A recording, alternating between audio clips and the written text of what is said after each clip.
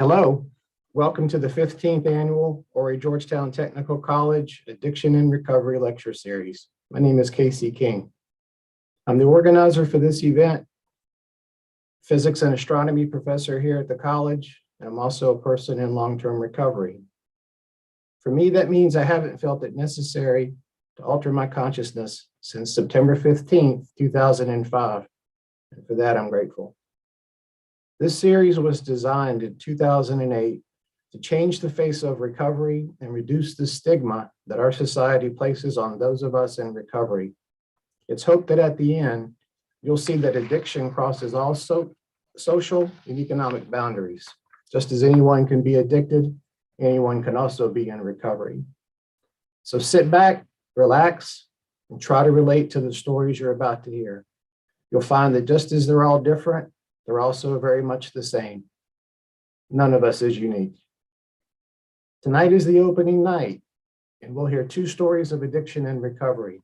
If you're watching on Facebook or YouTube, please post your questions in the comment section. If there's time at the end, they'll be read to the speaker.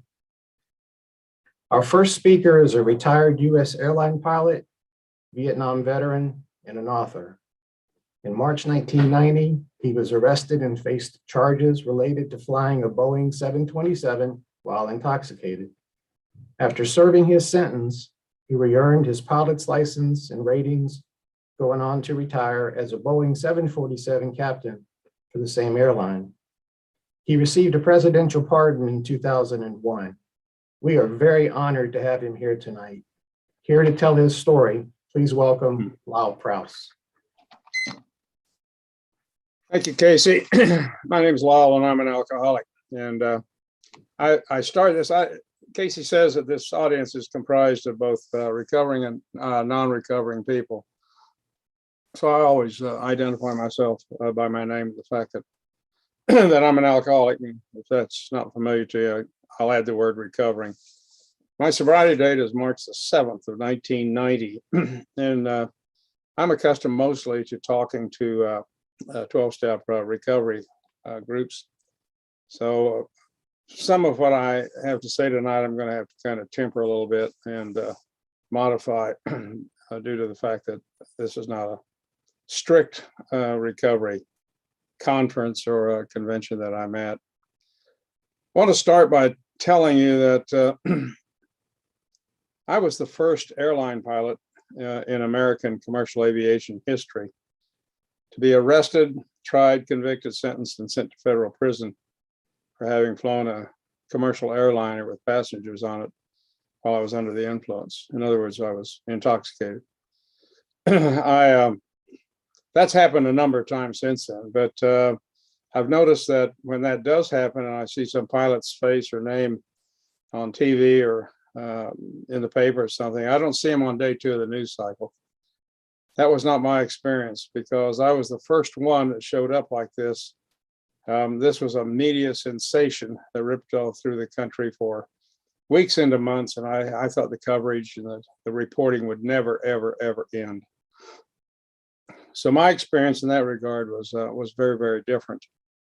I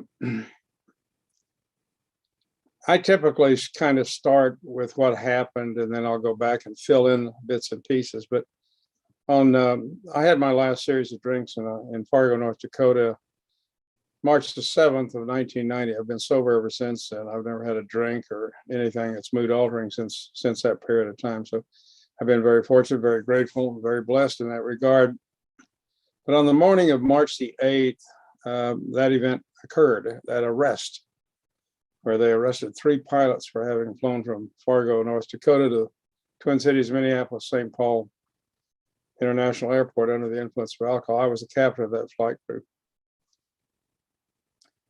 I can tell you that that was not how I've lived my life. That was not supposed to happen to me.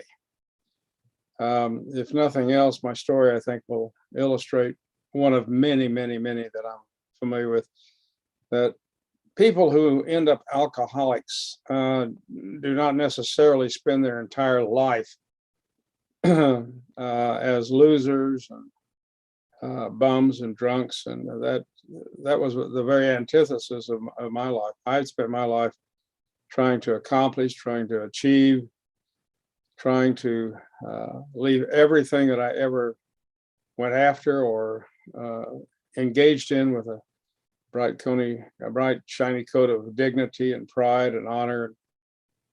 When this event occurred, it turned my life completely, totally upside down. And I experienced all of the very opposites of what I spent a lifetime trying to do. I will tell you that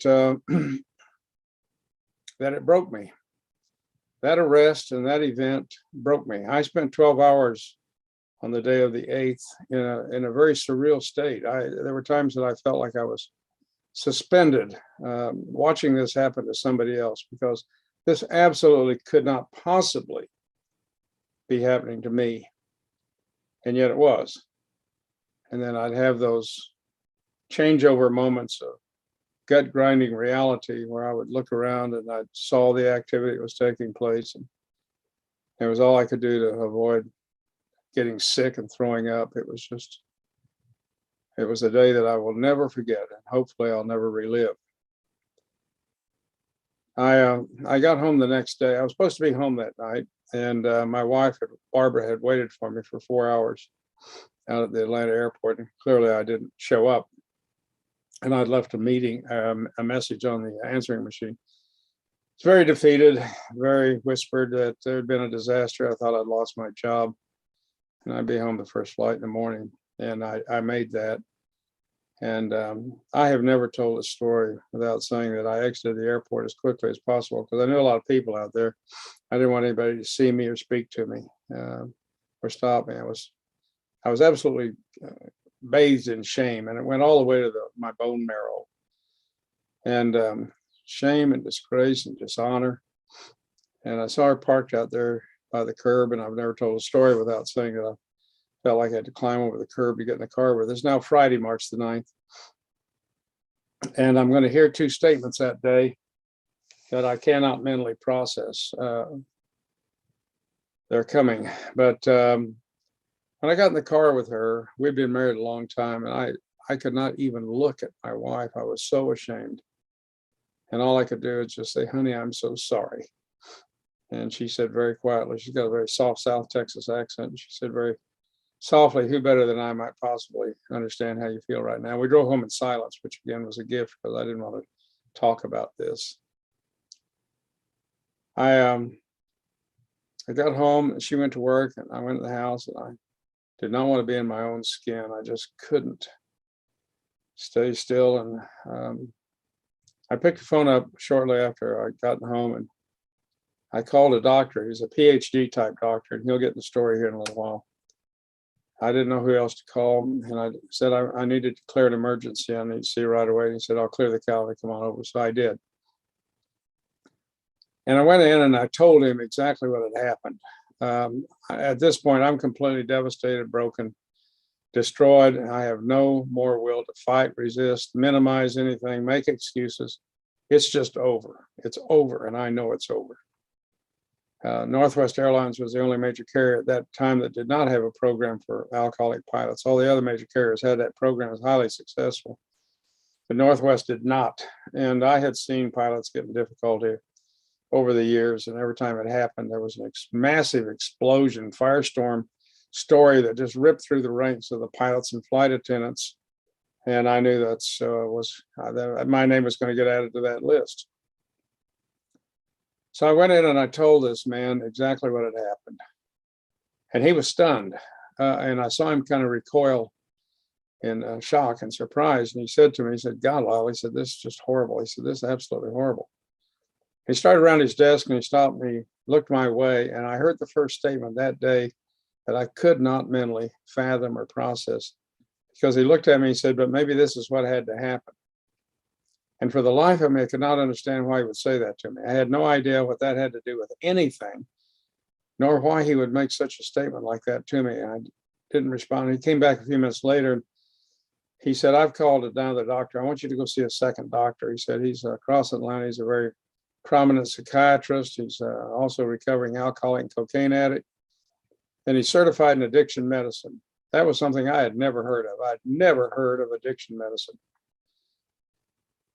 Now, I did pick up, even in the condition I was in, so mentally and emotionally shredded, I did pick up on the fact that it was 6 o'clock on Friday night, and I knew doctors did not typically see people 6 o'clock on Friday nights. And some years later, the doctor who had set up the appointment told me, he said, based on your appearance, he said, I was very scared, very frightened that you were a suicide.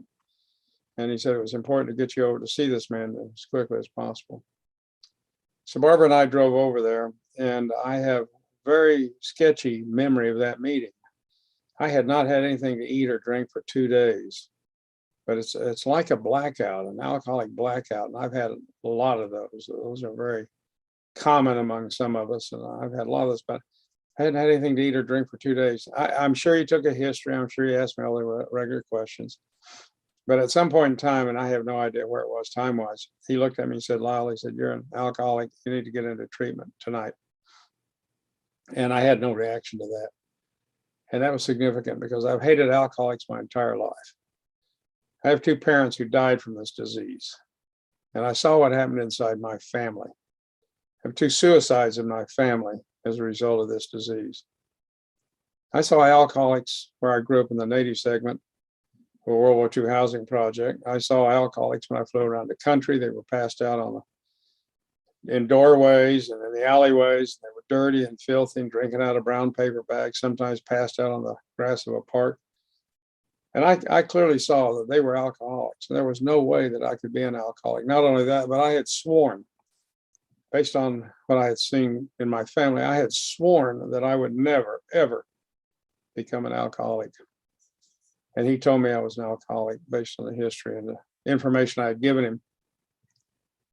And in some way that I will probably go to my grave, never, ever understanding. In the 24 hours since the arrest, way down deep inside, all those dots got connected. I knew I was that one thing that I had sworn I would never be. I hated the word alcoholic, the shame and the stigma attached to it.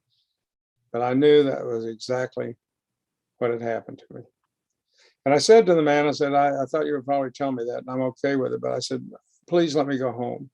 I said, I just got home today. I said, I'd like for Barbara to just hang on to me, let my mind uncoil. Let me absorb what's happened to me, and I'll go into treatment. And he said, you need to go into treatment tonight. And I paused and took a breath, and I looked at him. I said, okay. So we left his office, and we drove back across Atlanta. And I drove into the treatment center with the clothes on my back.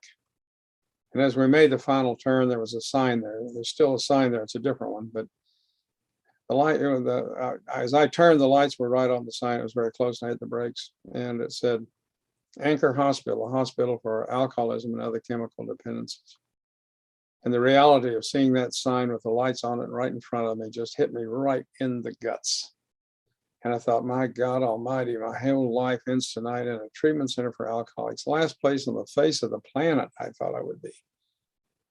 And all I could do is sit there and think, what happened? What has happened? And I had a little quick mini flashback over the course of my life. And I had a lot of trophy moments in it. These were high points in my life, usually achieved against the odds. And these were things that I was so proud of. And I thought they had so measured and made me who I was. It defined me. And it was like they were all gone. It was like a giant eraser. It just taken them all away. And I sat there. I wasn't even sure if they were real anymore. And I remember sitting there, had no self-worth. I had no value as a human being, just none. And some years later, I would read a summarizing paragraph at the end of a long medical report on me. And it said, given the history and background of this man, it was unlikely to believe he would ever be a productive member of society. Now that shocked me a little bit. And then I was followed by the thought that, well, I was the one that gave him all the information. We started down the hill into the treatment center. And for the first time that day, it was dark, of course, it occurred to me, this is March the 9th. My God, it's my 27th wedding anniversary. And I said to Barbara, hell of a way to spend an anniversary, huh? And then I heard the second statement that day I could not fathom. Very softly, she said, might be the best one we ever had. I could not understand how she could manufacture a thought like that. No pilot from Northwest had ever gone through something like this, ever gotten through it and returned. And their situations weren't even 10% as bad as mine was and was headed for. And I knew that. And at that moment, I knew that I would never fly again, that my life was totally destroyed and I had done it, and that there would be no coming back from this, none. And there wasn't a whisper of hope within me at that moment in time. And we headed on down the hill into the treatment center. I kind of like to break it up and tell you that a few years ago, March the 9th rolled around. It was a beautiful morning here in Georgia, about 9 a.m., clear blue skies, nice temperature. And one of my sponsees pulled up and surprised me because we live out a little ways.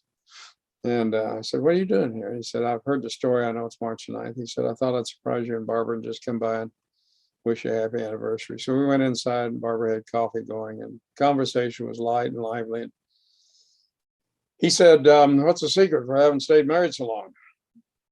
And before I had a real chance to respond, Barbara said, "I think it's mostly due to the fact that I could just never stand to admit I'd made a mistake." So we talk in recovery about character defects and character assets. So I've come to appreciate the fact that she's got that one particular character defect, as long as it stays in place, and I've got a pretty good chance of living here in my home with her. I want to kind of catch up and tell you that I grew up in Wichita, Kansas. I was born there, raised there, and grew up there. Moved around a little bit during my early childhood, but went back to Wichita. And I lived in a World War II housing project called Plainview. It was on the southeast edge of Wichita. It was temporary quarters built for World War II operations. That place is still there now. It wasn't very pretty when I was there. It's considerably worse now. And it was a very economically depressed area. And yet my childhood memories are the happiest that I can pull up, were the days that I lived there in Plainview. Because we were all the same. You know, I mean, what we had or didn't have was just normal to me. Everything we had was third rate. It was patched, it was taped, it was wired. And I didn't know any better. That was normal. We were all the same. It was a very diverse community. We were blacks, whites, Hispanics, a small Native American segment, of which I was a part. And the thing was, this was in the 50s, and we didn't have any gangs. We didn't have any drive-by shootings. We didn't have any school incidents. Drugs are very scant. I've never done any drugs, not even experimental. I never even smoked cigarettes, for that matter. Just like to drink. And I don't remember ever seeing police on trouble call more than maybe once or twice the entire time I was there. And I was, like I said, I was a member of the Native American community. I'm an ethnic mix of several different things. But the parts that really enjoy the alcohol are the Irish and Comanche parts. And I grew up in my Native heritage. It was a strong part of my identity. It's the strongest part. I was active in that community and that culture. I was a powwow dancer. I spent a lot of all my summers in powwows all over Oklahoma. And I've returned to that since getting sober some time back. And there's a Native American movement underway now called Red Road. That was not in place when I was a young child going to the powwows. I don't remember seeing very many sober Indians. But then I wasn't looking for them, and I wasn't where they were. I'm sure there were some older traditional people there, but they weren't where I was, nor was I interested in being with them at that point in time. So I've been to a lot of reservations here in the United States and Canada, and I'm active in that movement. I've spoken at a number of Native American facilities and conventions. The alcohol, I never do one of these talks without thanking my parents for the good things they gave us. There were some horrific things that happened in the family, some really bad stuff. But my parents weren't drunk all the time. And before the alcohol, alcoholism is a chronic progressive disease. And before the alcohol finally destroyed them, they had given and taught my sister and I, she's 2 years younger than I am, some really good things that have stood me in good stead, even to this, at this moment in time, and her as well. When I was 14, the alcohol had really done its thing. And my parents got a divorce. Neither my sister nor I saw that coming. I'm grateful for one thing, that during all of this time, there was no domestic violence. I never had to endure watching my father beat my mother. There was no screaming, yelling, swearing. There was just this palpable constant, palpable undercurrent of unpredictability, and you never knew what was happening. I couldn't take friends over to my house because one of them would be drunk and I'd be embarrassed, and I couldn't do things. But there was this constant undercurrent that alcoholism breeds that's within the homes. But I am grateful for the lack of domestic violence and all that. They got a divorce and my mom left, and my sister and I stayed with my dad. In the next 3 years, each of those parents were married and divorced 2 more times. I had a constant parade of stepsisters, brothers, and so I didn't do well in blended families, and I'd get into clashes and conflicts and would be asked to leave and go to the other family. And I pretty well went through high school, my years there at high school doing that. I graduated when I was 17, and not a whole lot of people went to college from my part of the area there. Some did, but I had decided that I was going to join the service, and I didn't know what. Most of my friends got married immediately to their little 18-year-old sweethearts and went to work at Boeing, Beach, Cessna, or one of the other aircraft plants. Wichita is called the air capital of the world for the aircraft industry that has always been there. But I wasn't interested in doing that. And about that time, one of my friends came back from the Marine Corps, and I was really impressed with him. He was right out of boot camp. We sat around and we drank beer all afternoon one afternoon. I just turned 18. And he regaled me with these cruel, sadistic, these were brutal stories of what Marine drill instructors do to their recruits. That was probably an early indication of my thinking not being really squared away, because I thought, man, I just can't wait to do that. And within a few days, I had signed on the line, and off I went into Marine Corps boot camp. I hear many alcoholics talk about, I never fit in, I never fit in. And that's not my story. Once I got there and I got over the initial shock of it, I fit in. There was a kind of a real shock. I've never seen anything that extreme and that intense and that that scary. Really, it was frightening. And Marine Corps boot camp is a one of a kind experience. And I don't mean any disrespect to the other services, but Marine Corps boot camp stands on its own. And so I was in there, and I once I got over the initial shock of it, I liked it. I mean, it was extreme, and it was competitive, and it was demanding. I mean, it was really demanding and intense.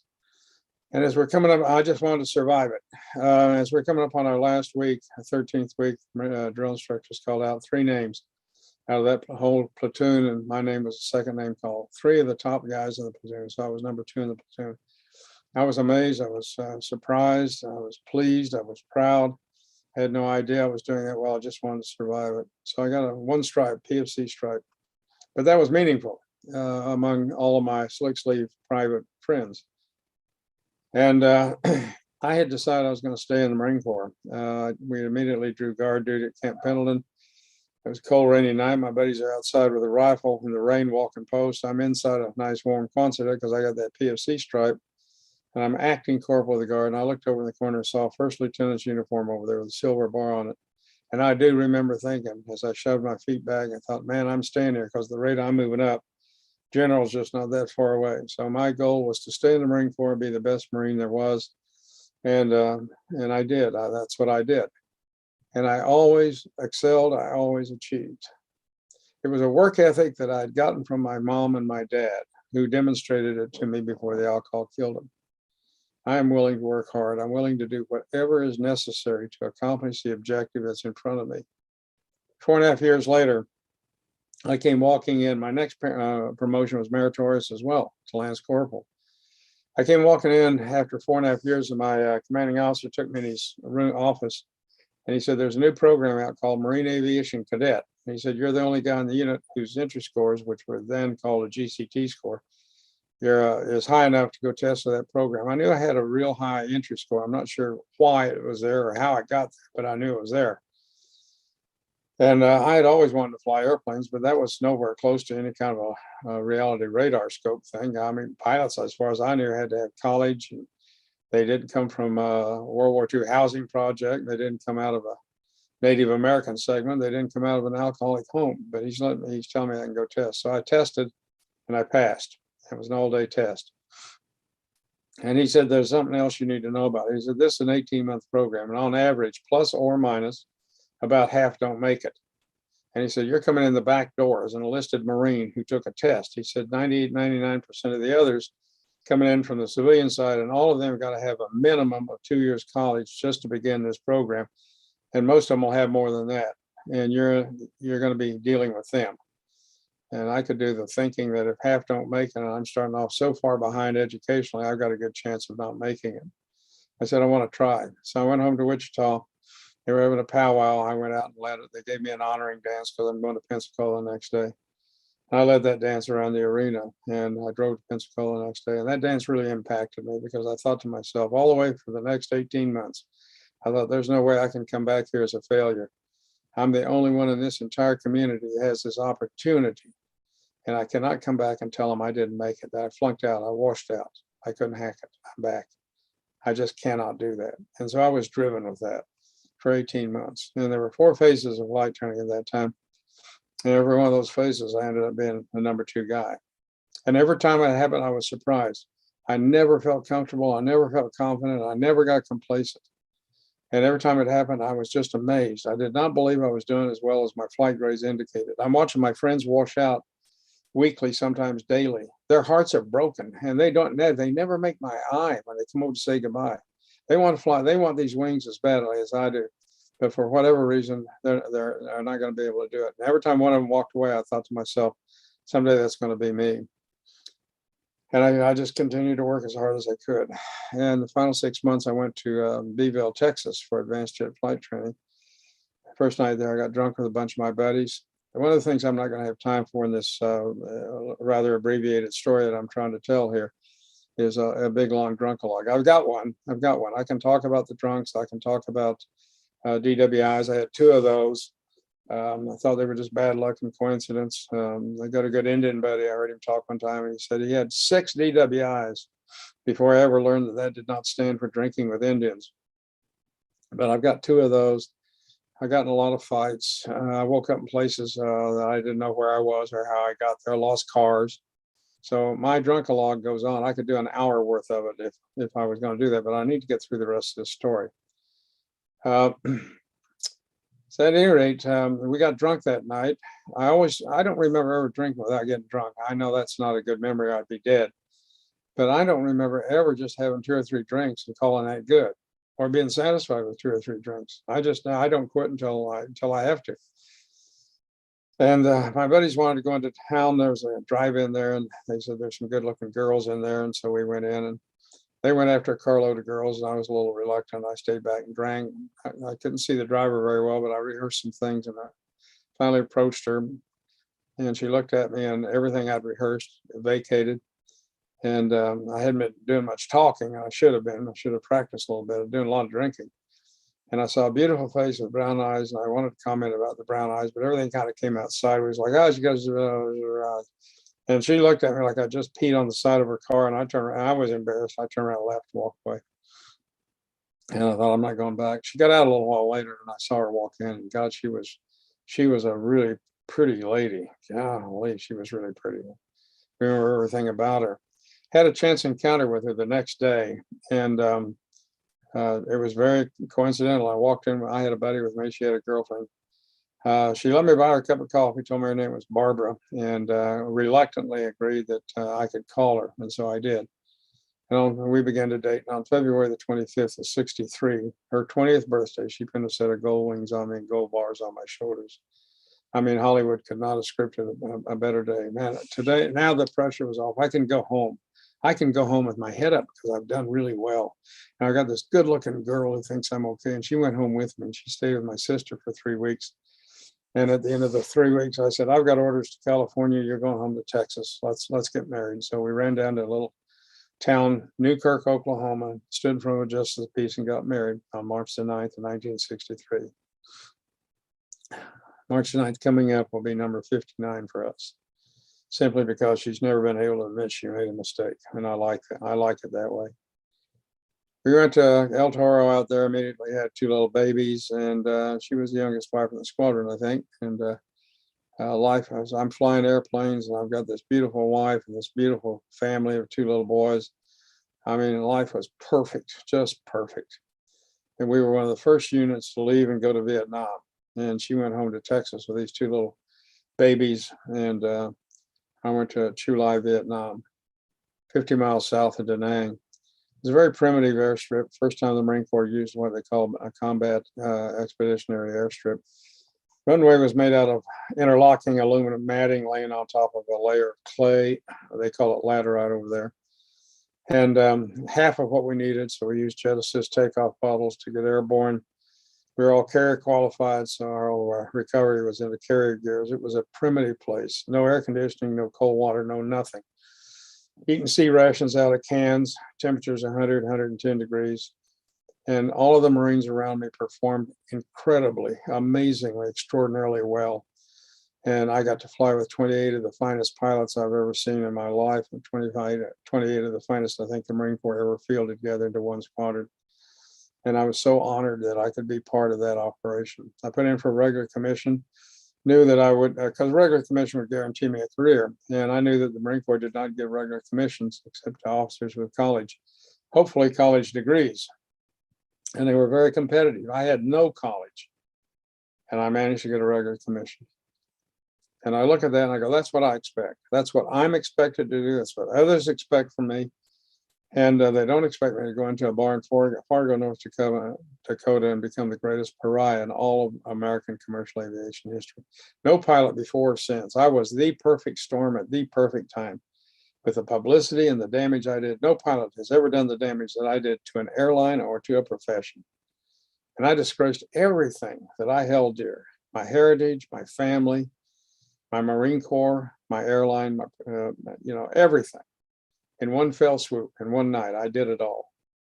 And I had a hard time living with that. I had a really hard time. And I look back on it, I thought it's because my 3 kids were grown and gone, but I was the standard bearer in the family for things like duty, honor, country, character, honesty, integrity, do the right thing. And yet the personal example that I had just set rendered all of those things null and void over all the years that I attempted to spread that message with them. And I had a difficult time with that.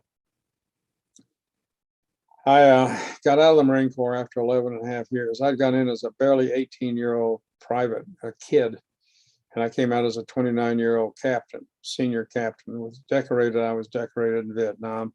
I had a very, very enviable military career.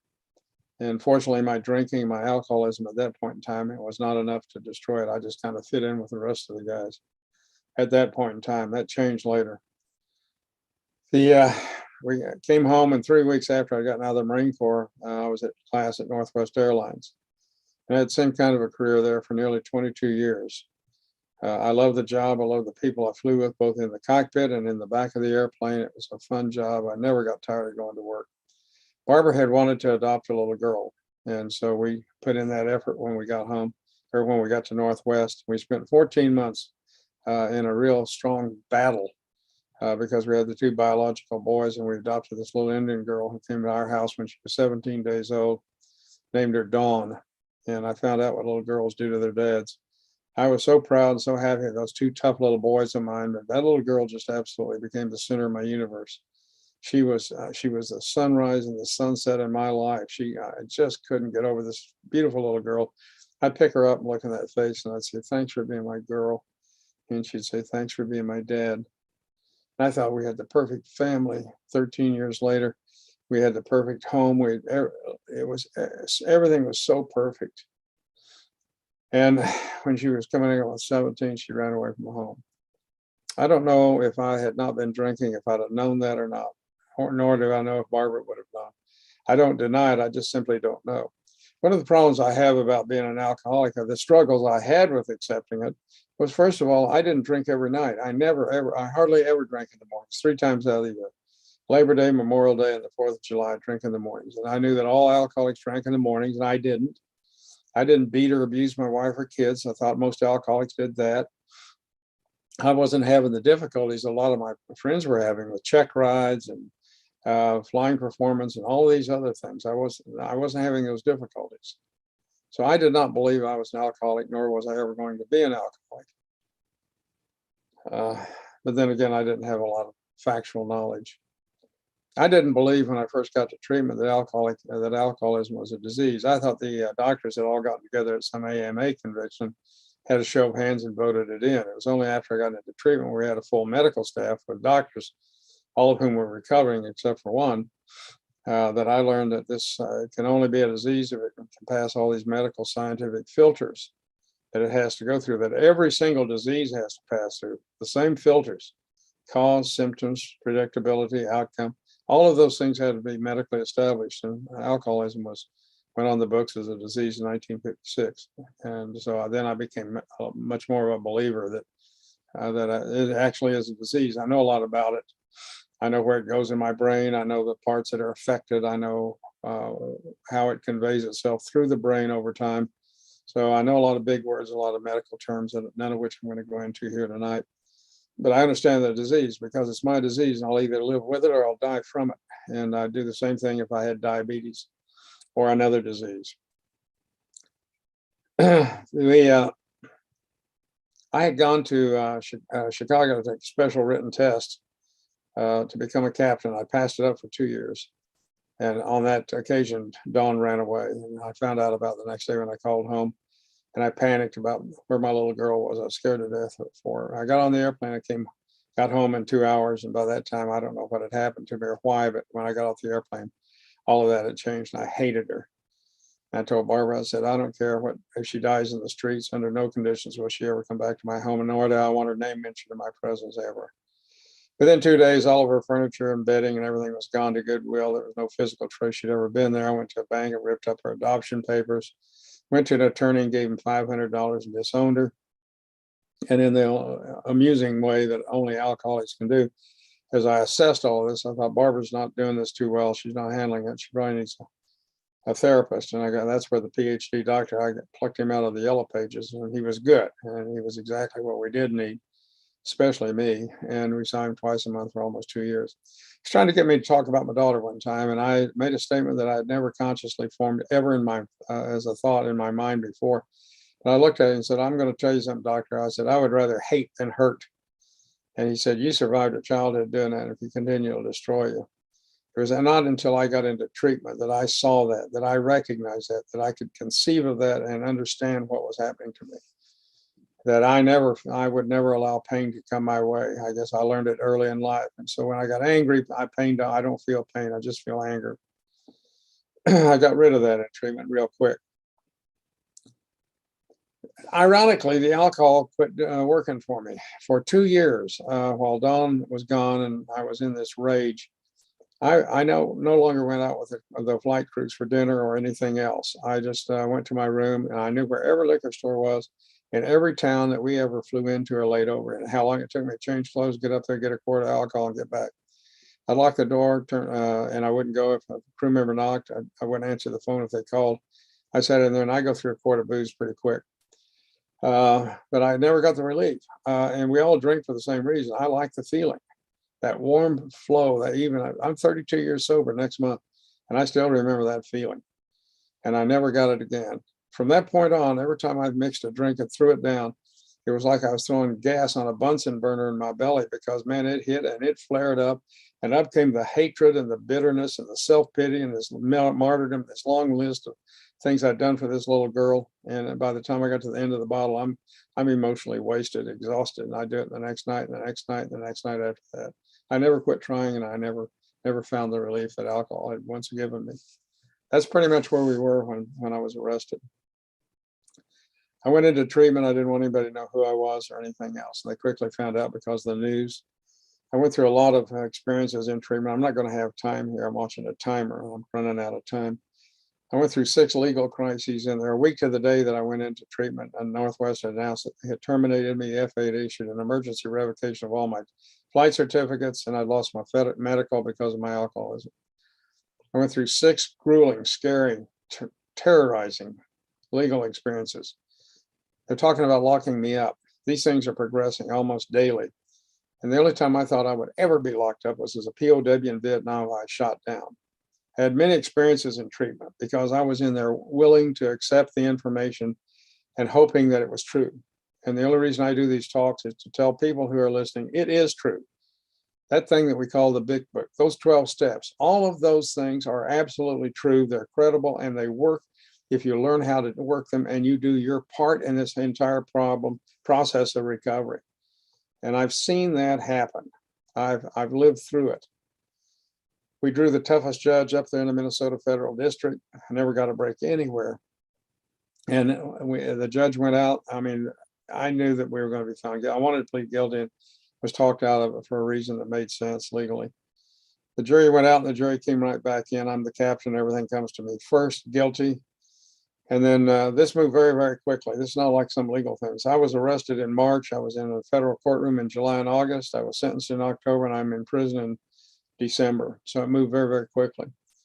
At the sentencing, the judge said, this is a complex case. The law was not written for pilots. There will be appeals. I'll let you remain free until those appeals are exhausted. The other two said, okay. I said, no, sir, I'll go now because I learned in recovery that I deal with life on life's terms. And so I was not going to stay out. I knew I could stay out for a year and a half. But eventually I'm going to go to prison. And every night when the sun goes down, I'm one day closer to that. I remembered something I'd learned in high school. I'd heard something somebody said it was Shakespeare. It said, a coward dies 1,000 deaths, a brave man only one. I'm not going to die 1,000 deaths. I'm going to go get it over with and get in and get out. And I told my kids, I said, I can't come out the back door till I go in the front. And I'm just terror-filled of this. I cannot believe I'm going an American penitentiary. And then I remembered something I'd learned in the Marine Corps. It said, courage is not the absence of fear, it's the ability to continue in the face of it. So I went into prison. Spent 424 days in that prison system. I had a lot of experiences. I acquitted myself very well in there. Not because I'm a tough ex-Marine, but because I have 12 steps that have an incredible, immense amount of power. And I know how to use each one of them and what they're designed for and when they're designed to be employed and used. And I did that. I came out, the judge had put sanctions on me to make sure I never, ever flew again. What I had done had been a horrific betrayal of public trust. And they were going to make damn sure that I never, ever got inside a cockpit again. And so they put a lot of things in place and in a way that I don't have time to go through here with now. And the miracles that came and the things that happened that were unbelievable in my life, those things, every obstacle went down one by one by one. And the judge lifted the sanctions about a year after I was out of prison. Not possible, nobody thought. Not based on the way he felt about this entire situation. But he did. He lifted the sanctions. In a story that's way too long to compress into the next 5 minutes, I got my licenses back one at a time. Miracle after miracle after miracle occurred that allowed that to happen, with people stepping in and intervening on my behalf so that I could do that. And I will never be able to say thank you enough to those folks. I came back with 4 licenses, and I told Barbara, I said, I don't think I'll ever fly on American soil because of my publicity. Convicted federal felon, alcoholic in the headlines. And a month later, my licenses physically came in the mail. And within an hour, I got a phone call. It was from the head of the pilot union at Northwest. A grievance had been filed. I had not activated it because I wasn't going to fight my termination. It was fair. It was appropriate. Everything was that came my way. And he said, this is the best phone call I've ever made, because he said 3 hours ago, John Dasbert, president and CEO of Northwest Airlines, made a personal decision to bring you back and put you in full flight status at Northwest. I've had to leave a lot of stuff out. I reconciled with my daughter while I was in treatment. That just occurred to me. I skipped all over that. That's a very touching, emotional story I don't have time for. But he says, judge is going to bring you back and let you fly. In spite of the outrage, if a pilot's airlines mentioned one time publicly, he's done. My airline had been mentioned dozens of times, egregiously dragged through the mud, a lot of them by Jay Leno. Jay Leno called me in June of '96, another story I don't have time for, and apologized, gave me an apology for that.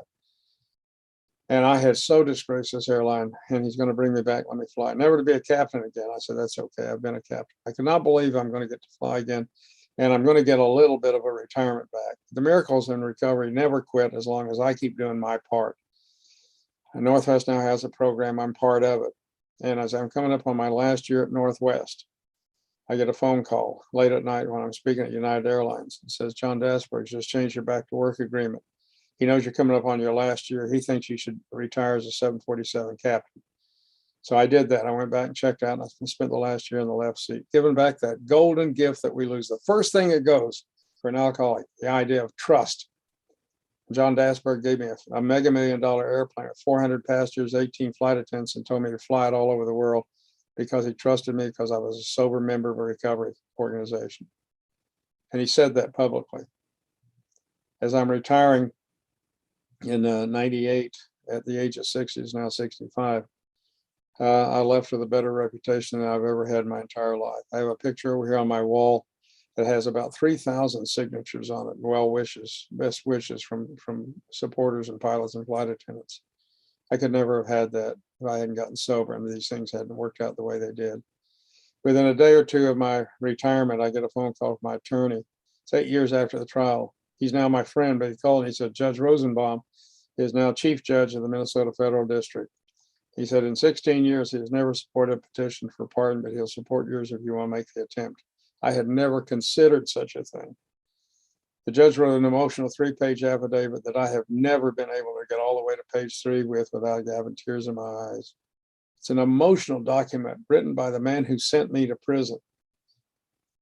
The paperwork went in, investigation went on for 2 years, and I came walking in and there were 8 phone messages telling me I just received a presidential pardon.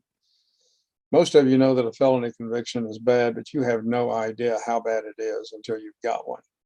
It's a lifetime branding. And I now have a document over here on the wall, a framed executive grant of clemency, signed by William J. Not signed by, but by William J. Clinton, signed by Roger Clemens, the pardons attorney. When this began, I had no hope, none, zero. I am the kind of guy that believes these miracles happen for other people. I watch them happen. They can't happen in my life. And as I sit here getting ready to close this down, I don't know of anyone who's gotten to live out more miracles than I have. And the best part of this all is I get no personal credit for this. All I did was come into this fellowship and do the things I was asked to do. I went through treatment. I got sober. I embraced the 12 steps. I got a sponsor. I got a home group. And then I try to help the alcoholics when I can. That's all I've ever done. And I've been showered with God's grace, with miracle after miracle after miracle that I haven't had time to talk with. I want to close for some right now. And this is the way I close because I like it. And it just simply says this: I do not wish you joys without a sorrow, nor endless day without the healing dark, nor brilliant sun without the restful shadow, nor tides that never turn against your bark. I wish you strength and faith and love and wisdom and goods, gold enough to help some needy one. I wish you songs, but also blessed silence and God's sweet peace when every day is done. My Comanche name is Yetzitanap, but you know me as Lyle. I'm an alcoholic, and I've enjoyed being here with you tonight. And I hope everyone does well. Thank you for having me. That's all I've got. Thank you, Lyle. That was incredible. It certainly had some extremes in your story, from extreme downs to extreme highs, and we're very lucky to have you here tonight. We had a couple of questions since we have a few minutes. This question comes from Matt L. and Katie K. in Bartlett, Illinois. If pilots and the airline industry workers had better access to therapy and could have asked for help without risking losing their job, how would this have changed your future at that point? I've been asked that before. And the one thing that I want to make sure that everybody understands, I do not blame Northwest Airlines. They've got a program. And as a matter of fact, industry-wide, this program that has played under the radar since 1973 has returned over 6,800 alcoholic pilots to the cockpits of America's airlines. And never in that period of time has there ever been one, not even one single of those pilots that has been through treatment and been through what we call the HIMSS program has been involved in an accident or an incident. This is it's been touted as being the most effective program for recovery in the world. The doctors pattern their program after our program. We do it quietly and we do it well. It is an extensive program that requires deep psychiatric and neurological testing before we ever get that medical certificate back again. I went through it. Every pilot goes through it. And then we're monitored for years. And they've just gone to a lifetime monitoring on a sliding scale. So, but I'll tell you this, based on who I was at that point in time, if Northwest Airlines had had a program, I would not have embraced it. And if anybody had approached me about it, my thing would have been, mind your own business. I'm just fine. I know who I was at that point in time. I know how I would have reacted. So Northwest Airlines bears no guilt, no brunt of anything based on my situation. Now, if they had intervened me, like they often do, and say, okay, you either go to treatment or you turn your wings in and go find another job, that would have gotten my attention. Whether or not I would have gotten sober, I don't know. I might have dotted the I's and crossed the T's and then danced around with this thing and ended up drinking after I retired. Or I might have been like some of them do and get caught drinking, and then they're terminated. So if things hadn't happened exactly the way they did, I would never have gotten sober. I didn't want to go to prison. I didn't want to go broke. We went broke in 30 days. But these things had to happen for me to get my attention. 11 and a half years as a Marine. I got the Comanche DNA. I don't quit. I don't surrender. I don't give up. I fight till I die. And I would have ended up like my parents. So I'm grateful for all the things that happened to me, because without that, the rest of the things could not have happened for me. This question comes from Bill B. in Myrtle Beach, South Carolina. Would you describe when and how in your recovery that you regained the confidence to come back from such a catastrophic loss? I don't know when that is. That is a slow process. That is one of the things I didn't talk about was being suicidal in treatment. I was an eyelash away from checking out. I just wanted the pain to stop. I was hurting more. I thought I was a tough guy. I had been tough. I'd been resilient, but I learned that I have a breaking point, just like everyone else does. And I don't know. I'll tell you, so much of it came from my fellow patients. So much of it, and when I went back, worked in treatment for almost 2 years, I told the patients, half of your recovery is going to come from the people around you, your fellow patients, and part of it will come from the staff. I don't know when I began to gather some hope. It came in just tiny little pinprick lights along the way, because I never had any reason to believe that my story would end the way it did. This question comes from Jennifer in Myrtle Beach. You mentioned that you speak to Native American groups. Are you active in addiction recovery groups with those Native Americans? Yes, I am. And with the airlines, I spend a lot of time with the airlines. I've done it, for the past almost 32 years with all of the airlines. I've been active with all of the airlines and with other groups and with other alcoholics. I sponsor alcoholics, and this is a day-to-day thing. This never goes away. And frankly, I heard Rob Lowe one time. He was asked. He said, "Well, wow, that sounds like it's really pretty punishing. It's this idea." And he said, "No." He said, "Actually, it's exhilarating." And I thought that's a good word to use, because I get more out of my recovery. I get more out of helping people and being able to watch these people who are dying on the inside like I was, and watch them blossom back into a vibrant, rich, rewarding, fulfilling life. There's something about that, and I don't get credit for that. I don't want credit for it, but I like to be part of it, and that is incredibly fulfilling. This will be the last question for this first hour, Lyle. This comes from Jason F. in Myrtle Beach. With what you know now, what would you say to someone who's just understanding this disease? Well, I think you have to, the beauty of all of this is that the people who have this disease have the most credibility. When I look in the eyes of another alcoholic, I know they are telling me the truth if they're in recovery. And so that's what I do. I just tell them, look, I know you can't understand this. I know you can't see this. You can't know what you don't know. But if you will trust us, if you will look at the examples in front of you, me and so many, many others, and see the path that we have taken and the outcome of this, then perhaps you might want to kind of get on the same path and walk with us. And that's what you can't make somebody get sober. They've got to want to get sober.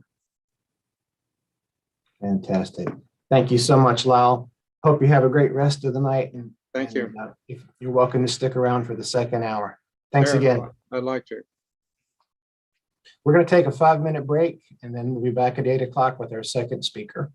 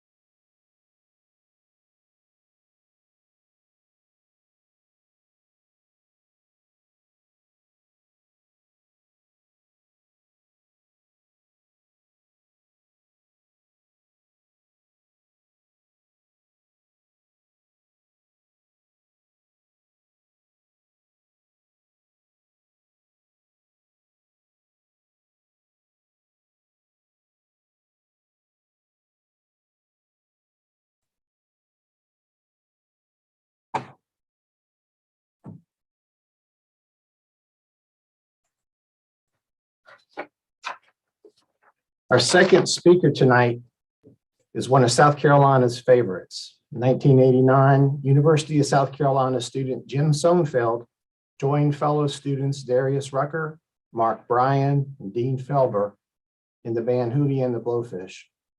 After a successful appearance on the David Letterman show, everything changed and the band's success skyrocketed. Extended road tours were a continuous set of geographical. Our second speaker tonight is one of South Carolina's favorites. 1989, University of South Carolina, making every day a new day and yesterday the past. Mark Bryan and Dean Felber. In the mid-2000s, Jim reached a turning point when his 4-year-old daughter found him early Sunday morning, passed out from the night before. He didn't have an answer for her questions. That was when he remembered an old partying friend had given him a phone number and an invitation to talk. That night, the two went to Jim's first 12-step meeting. That was the beginning of Jim's road to recovery. Here to tell his story from Columbia, South Carolina, please welcome Jim Sonefeld. Jim reached a turning point when his 4-year-old daughter found him early Sunday morning, passed out from the night before. He didn't have an answer for her questions. That was when he remembered an old partying friend. Thanks, Casey. Phone number and an invitation to talk. Still hearing the audio in the background, so 12-step meeting. That was the beginning of Jim's road to recovery. Here to tell his story from Columbia, South Carolina, please welcome Jim Sonefeld. Sound, Jim.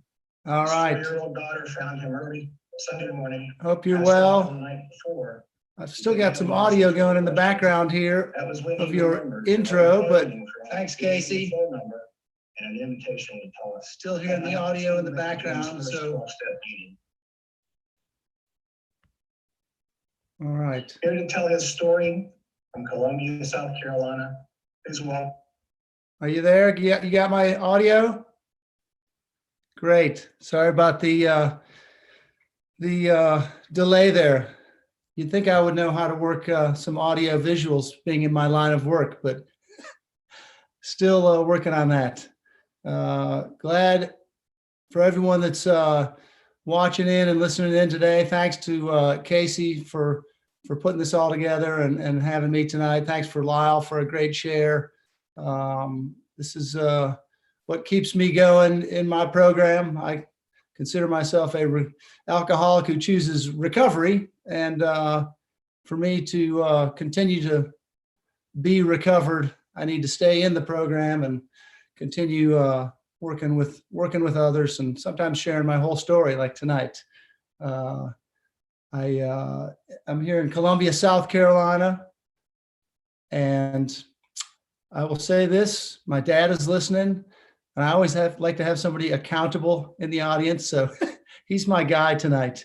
I was raised in a real nice family, and had a loving mom and dad, a bunch of brothers and a sister around me, and we'll start at the beginning here. I didn't have much to want for. We were fed and sheltered and loved. It was very nice. I love sports. We went to church. We seemed like a pretty good family. And I was even warned about the idea of alcohol and drugs for most of my childhood. I went to a Christian school up until the 8th grade, and I can say there was a long list of teachers, principals, priests, my own parents that had warned me that alcohol is for people who are 21 and up, and drugs are dangerous. And I was fully warned, but something interesting happened the summer between my Christian school and the public high school. And I, for the first time ever, saw 14-year-old kids right in front of me using alcohol and drugs. And you would have thought that with my history of being told and being warned about this stuff, that I would have immediately backed off. And maybe this was my first sign that I was different than some of the other people, but I didn't. I went right to it. I saw that the kids seemed to be having fun. They seemed to be joyous and free. And frankly, I was interested in the thrill of doing something that was a little illegal and that I could keep secret. That was definitely a feeling in my heart that night, but there was nothing stopping me from going right for that vile, semi-warm beer. And I drank about a half a beer. It didn't taste good, but I quickly felt what we feel when we put a poison like that in us, is that mood begin to change. And I liked it. I probably drank a little bit of the Seagrams that was going around in a bottle, and maybe even smoked a little something that was going around. And I felt that immediate change. And I seemed like the people who I just met that were going to be my new buddies in my public school seemed like old friends. The girls seemed maybe a little cuter, and I gained a little confidence. I wasn't super confident. I was a soccer player and an athlete, but these were new kids around me, and I felt a great feeling, and I liked it. Things were funny. Things were, woo, all like this.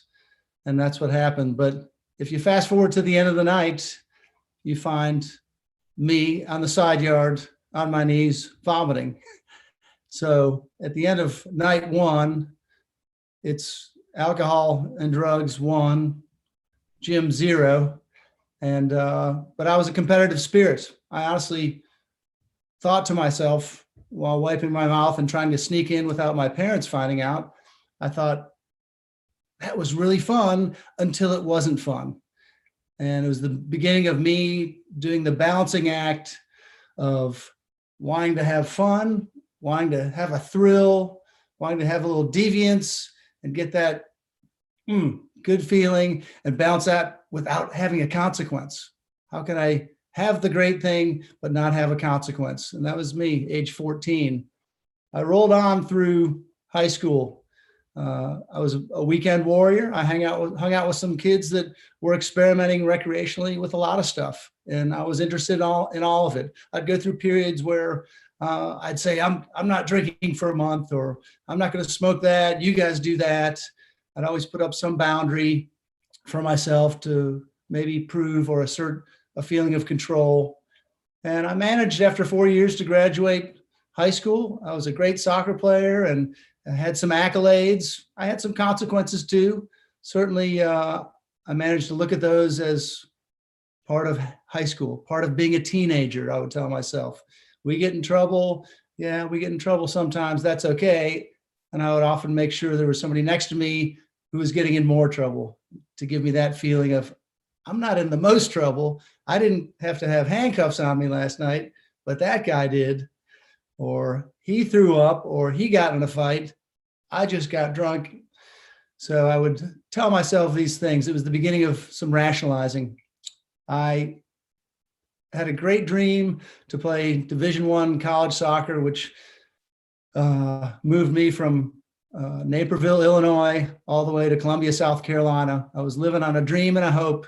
The coach gave me a couple tryouts with the team and said, that's all I'm promising. And he was the one player he took as a walk-on in 1983 for the Gamecock soccer team. I thought I'd reached the epitome of my dream and my desires, and I did to some degree for the time, but I continued on my drinking and experimenting with drugs recreationally. What was a little roller coaster in high school where you have some ups and then you get some downs became a little higher. And with those highs that I sought, and out of the view of my parents and the drinking age now being 18 at the time in South Carolina, I went higher and I got lower, and I went higher and I got lower. I experienced periods of sobriety. It wasn't a daily occasion that I had to drink or use, but I absolutely loved the party. I loved the feeling it gave me, which was that life is good and we're celebrating something. And I would fill in the blank as needed. Soccer went well, school not so well, relationships not so consistent or healthy. I managed to shove a 4-year degree into a 6-year period. I don't know how I did that. I'm a little slow, but I did manage a degree in 1989. And it was at that time that I felt like I really wanted to, my soccer was ending, and I wanted the dream of music, which was something I'd also had as a child, to grow as well. Maybe I was just avoiding trying to get a real job. But I looked for a band to join and found three like-minded fellows named Darius, Mark, and Dean, who called themselves Hootie and the Blowfish. They were in my same predicament, about to graduate, but not so interested in sitting down at a desk job. And we had some years of experience in different bands behind us. We all wanted to write songs together. So the timing was perfect. I joined Hootie and the Blowfish. We bought a cheap van. We started writing songs. We're persevering. We worked hard. We took any gig we could get until we started to get a little bit of a following. We got a guy to manage us. We started driving around the Southeast with our music and trying to win over some audiences. We were mainly a cover band who was trying to establish ourselves as an original music band. So we sold these little, I'll age myself here, cassette tapes. Casey might appreciate this, maybe not. Cassette tapes of our music for $5 out of the back of the van, along with Hootie and the Blowfish t-shirts. And we ended up having some good increase in our fan base. We couldn't get the attraction of any record label, but 1989 became 1990, became 1991. By 1992, we quit our day jobs, which was nice, but it only really sent us deeper into poverty since we only had our band gig money to go by. But we were having fun. Life was fairly simple, and I was quite enjoying life in the clubs that became our main circuit of playing. And that was no coincidence that that was enjoyable. I got to have a geographic change 3 or 4 nights a week. We play in Winston-Salem. We get drunk. We have fun. Maybe we create regret, but the next day we're on to Virginia, and the next day we're on to Delaware, and the next day back to Georgia.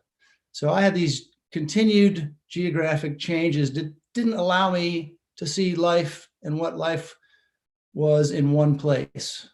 We worked our tails off through 93. And then finally in 1994, we got to sign a record deal. And it was an amazing moment for us because we would get to have a record company put up money for us to make a professional sounding record that would land on a new format. And I'll also age me here, called a compact disc. Woo! So we did just that. We went to Los Angeles. We recorded our first record for Atlantic Records. It's called Cracked Rear View. And we thought, well, if this is the end of the dream, it's still been a great ride. 5 years of playing clubs, not having anybody tell us what to do. In particular, a club is a great place where there's no barriers or guardrails, no morality police peeking in to see what you're doing. I enjoyed not having many consequences besides some broken relationships and a few fights here and there. Didn't have to go to jail or prison, so I thought I'm okay because that guy's doing that and that guy's doing worse.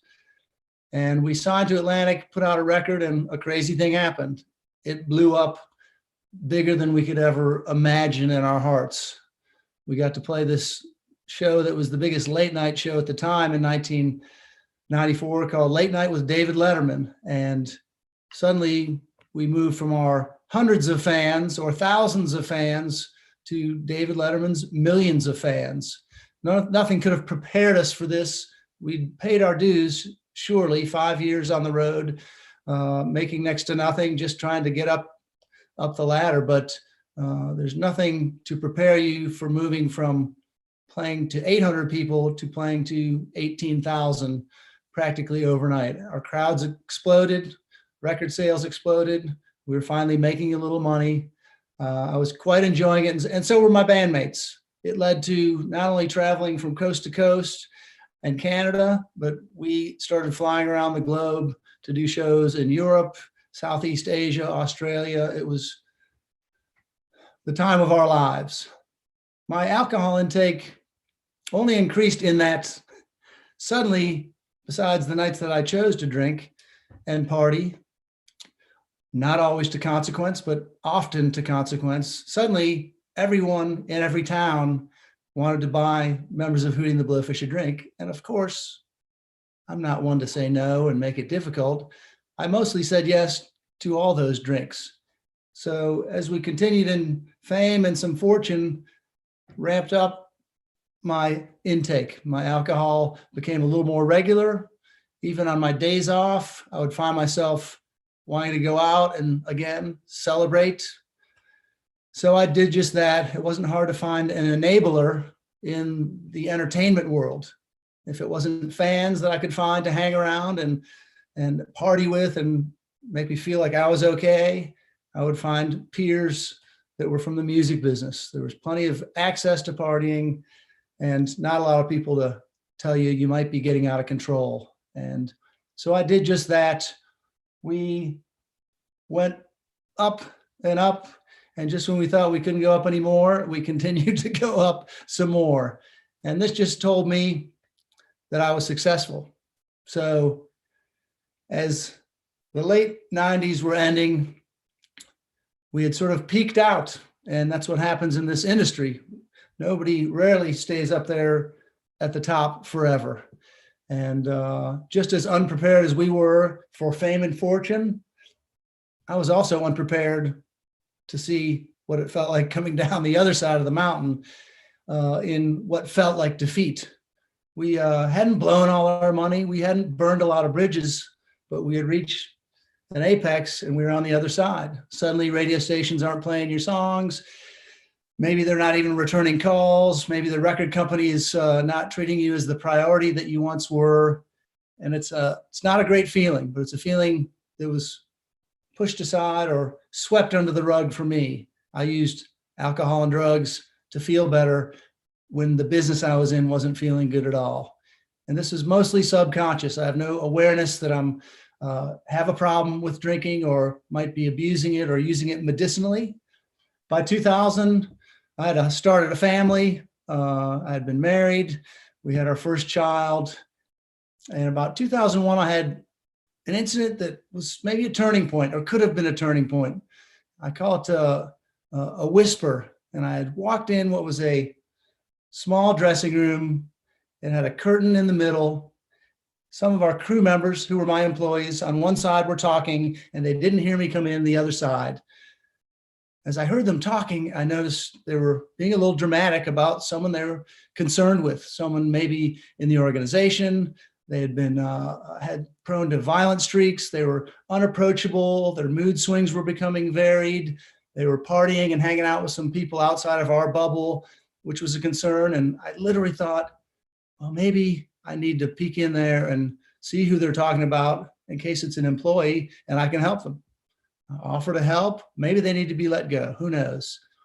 And as they continued the conversation and I tiptoed closer to that curtain to see if I was going to be somebody's savior, they said, yeah, we're really worried about the drummer, Sony, which is my nickname.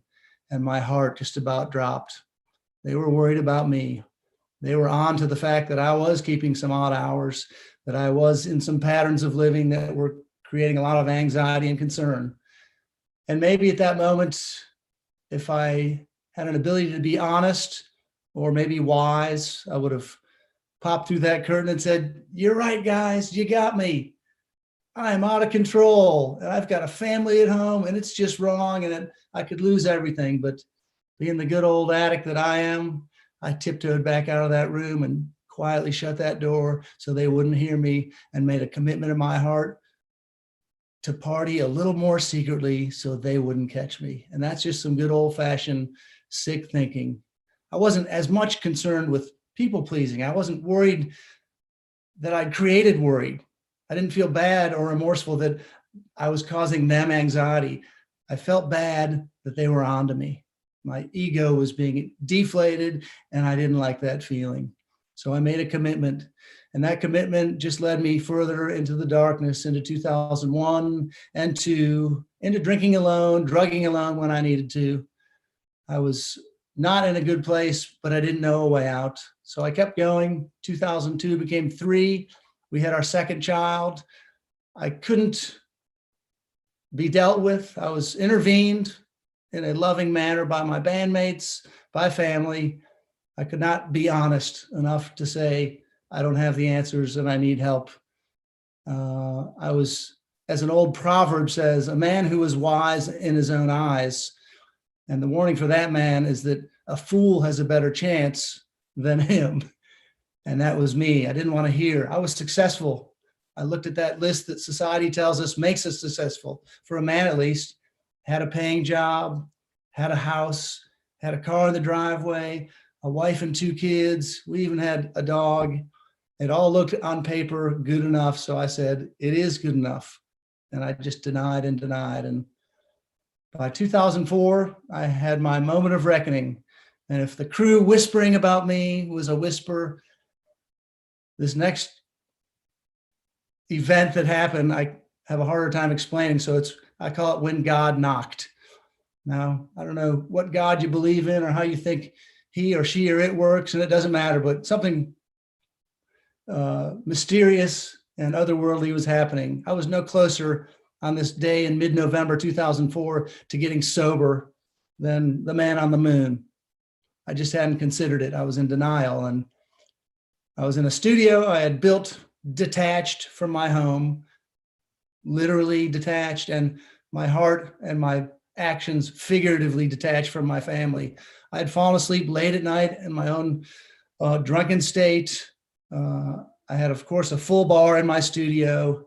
I would say I was going out to write, which was technically true, but the truth was I wouldn't be there if there weren't a full bar and a place to stash a little of my other drugs. I went out, stayed out very late, writing probably the worst song ever, I'm sure. And about 10:30 in the morning on a Sunday, I heard a pitter patter up the stairs to the studio. And I knew it was my 4-year-old daughter. And I knew I was in bad shape. I was passed out. The door slamming woke me up, and I tried to make a little bit of myself, but she hopped right up on my chest like a 4-year-old kid would do. And she says, "Dad," she said the sentence that shut me up. And maybe it was her cute, blissful attitude. Maybe it was a God or a power I can't understand. But she said, "Dad, what are you doing?" Real simple. No second deep motive she was trying to push. She was a 4-year-old naive kid. "Dad, what are you doing? What are you doing out here? What are you doing out here when we're inside eating pancakes and bacon and watching the Wiggles?" And she just meant, "What are you doing, Dad?" And she got frustrated because, something had shut me up for the first time ever. I'd had my excuses. A grown man can make an excuse to a 4-year-old daughter as to when she says, "Dad, why does your breath smell so funny again?" Or, "Why do you keep falling asleep when you're reading my bedtime story?" I'd gotten out of those before with little fibs, but I had nothing on this morning. And I sort of considered that voice. She ran off frustrated back into the house, and I scratched my achy head, and that sentence just came around and around and around. "What are you doing? What are you doing?" I had to ask myself, what am I doing? Well, I finally came to the conclusion, I don't know what I'm doing. This is the first time I'd considered this in my life. I was a 40-year-old successful man who had drank every night for probably 5 straight years. I could quit, but I couldn't stay quit.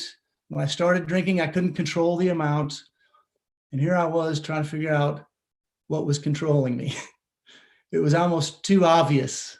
I was the prize fighter, as Joseph A. likes to say, the prize fighter who's got a bloodied eye and bloodied lip, and it's the next morning and he's strapping on his glove saying, "How can I not get the crud beat out of me today?" as he heads to the ring. And that was me. The obvious answer was so big and obvious I couldn't see it. I was being controlled by alcohol and to some degree drugs. So the prize fighter, if he knows the answer and he doesn't want to get beat up again, takes off his gloves, unties his shoes, and walks the other way. So I, in a moment of clarity with an ounce of willingness to look honestly at myself, said, I don't have any control. I don't know what I'm doing. I don't know where to turn. So I'm going to stand up and walk down those stairs. Instead of facing my family in the kitchen, I walked to my closet where I found a little piece of paper rolled, crumpled up, and it had a phone number. It said John. And I remember John. John used to party with me, and he handed me this piece of paper one day. It said, "Call me when you're ready," probably with a little wink. "Call me when you're ready." And at that moment, I knew what ready meant. I was ready to surrender. I was defeated. Didn't have an answer. Didn't like that I didn't have an answer because I had a big ego. I was the drummer from Hootie and the Blowfish. I felt I had all the answers. And if I didn't have the answers, I'd pay someone to find the answers for me. That's the kind of life I was leading. And on that day, I asked for the first time ever for help. I said, I don't know what I'm doing. I'm scared. I'm going to lose everything. Take me to where you've been going. I would like to live into what you seem to be living into, which is a smile. He'd lost a little weight. I didn't see him at the bars at 3 a.m. So he took me to my first 12-step meeting on that very day. And that sort of begins my journey into sobriety. And I think I'd be remiss if I didn't tell you a little bit about exactly how the steps affected me. I didn't just stop drinking and life got wonderful and all my hangups were gone and all my relationships were fixed. I understood pretty quickly at my first few meetings that I was defeated and broken and lost and weak. And I felt that embarrassment. But if I was seeking, if I was willing, I had a chance. And they said, man, after that first meeting, come back tomorrow, try not to drink. But I'd heard some stuff in that first meeting, I tell you, that changed my mind. Stuff I hadn't heard before. I heard people talking about drinking patterns like mine, drug use like mine, secrets and lies and the frustration and confusion that goes on in that lifestyle.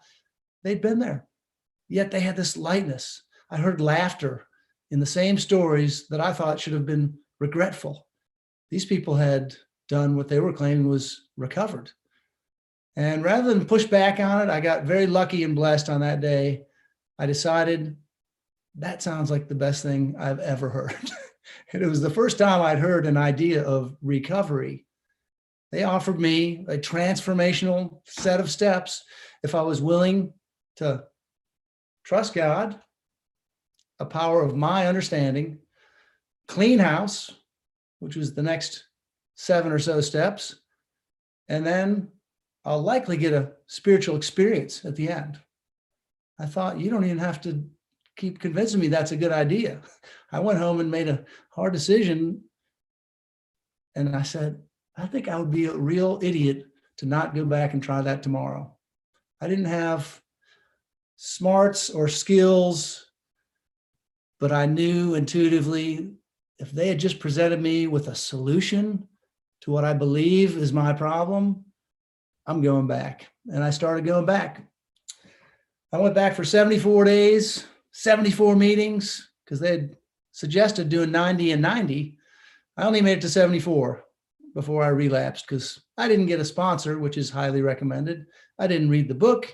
I just sat around enjoying 60 minutes a day, the idea that other people were sober, and it sounded really pleasant. That will likely not keep you sober. It didn't keep me sober. Came back, surrendered again, found a sponsor who I could be accountable with and start the action steps. I trusted God. I certainly did. As the first step says, I believed I was powerless over alcohol. I had a big problem. I obsessed over wanting to use alcohol or drugs because it made me feel better. And I had a body that couldn't take it, couldn't handle it. Alcohol handled me. I couldn't handle it. And as soon as I put it in me, it started a craving that works like an allergy. So I was kind of screwed, for a better word. I was lacking power, an obsession to use, and an inability to use successfully. I was stuck in the middle. So I had to find a higher power. I decided to admit I was powerless over alcohol, and that, as the second part of step 1 says, my life had become unmanageable. The evidence had been there for many years. I was now just becoming honest enough to see it before me.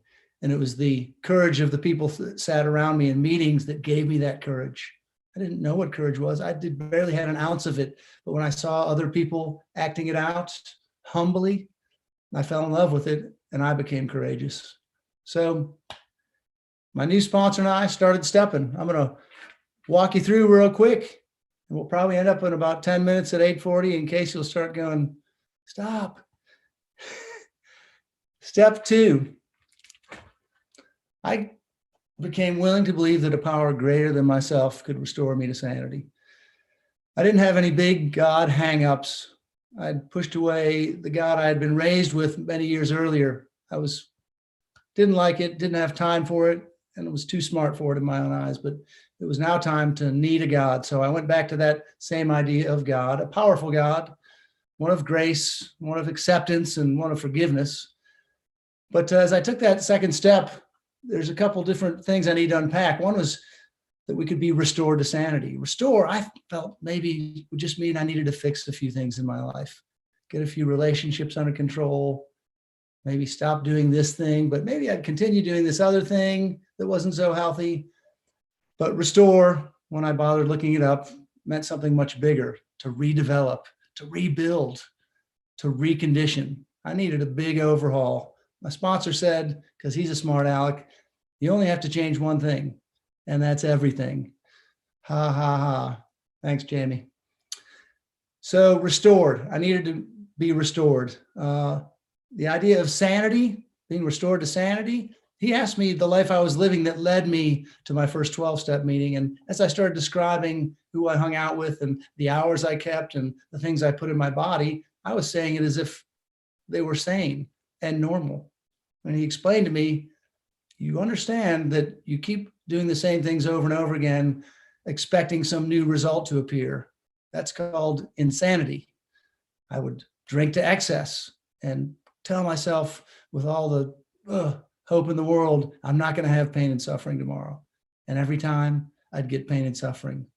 I would find myself lying to family and friends and telling myself I'm not going to have that guilt thing happening about having to lie and keep secrets. And every next day, guilt, shame. I'd continue in unhealthy relationships, saying no regret. I'm not going to have regret this time. And I'd have regret. I was faced with having to try and get sane or continue to be insane. I decided I'd trust God and keep stepping. I got to 3 and I made a decision to turn my will and life over to the care of the God of my understanding. It's just a decision. It's not even an action. Hopefully for you or any of you that are recovered, it's a ramp into action, because step 3 is just a consideration.